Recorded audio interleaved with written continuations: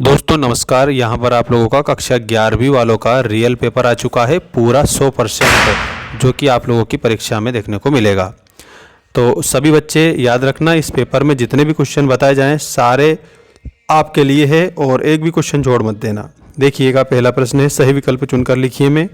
मीराबाई की भक्ति है। मीराबाई की भक्ति दास भाव की है, दाम्पत्य भाव की है, साख्य भाव की है, उपयुक्त सभी की है।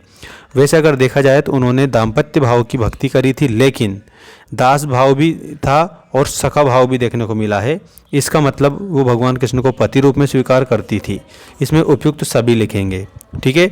और वैसे दाम्पत्य भाव की जो भक्ति है वो सर्व प्रमुख है, लेकिन इसमें और भी हमें ऑप्शन दिया है इस कारण से।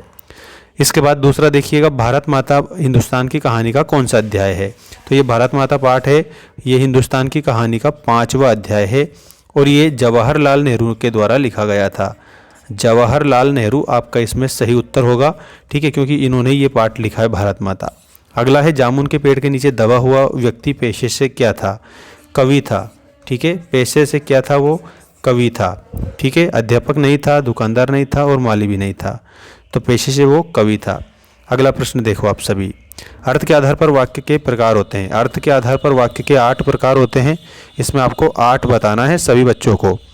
और इसके अलावा रचना के आधार पर 3 होते हैं, वाच्य के आधार पर भी 3 होते हैं, ठीक है। और अर्थ के आधार पर 8 होते हैं। यहाँ दरख्तों में, साये में, धूप में विरोधाभास अलंकार है। इसमें आप लोगों को सभी बच्चों को विरोधाभास अलंकार लिखना रहेगा। सभी का आंसर यही सही होगा, ठीक है। इसके बाद में अगला प्रश्न है आपका, भरत मुनि द्वारा रचित ग्रंथ का नाम क्या है। तो भरत मुनि ने नाट्यशास्त्र की रचना की थी। इसमें आपका आएगा नाट्यशास्त्र, ठीक है। कक्षा 11वीं वाले सभी बच्चे चैनल को सब्सक्राइब जरूर करिएगा। अगला प्रश्न है, रिक्त स्थानों की पूर्ति कीजिए वाला। देखिएगा, सही विकल्प में साये में धूप दुष्यंत कुमार का क्या है। तो यहाँ पर गजल संग्रह है। गजल संग्रह आंसर के रूप में आप सभी स्टूडेंट्स लिख देना। पटकथा को अंग्रेजी में क्या कहते हैं। तो स्क्रीन प्ले कहा जाता है पटकथा को अंग्रेजी में।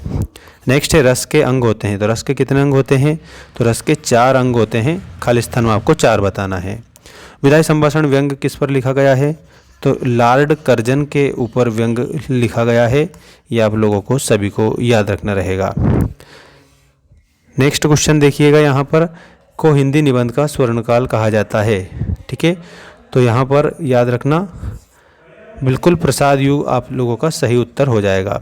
संचारी भावों की संख्या कितनी है। तो 33 संचारी भावों की संख्या यहाँ पर आप सभी बच्चों की हो जाएगी करेक्ट।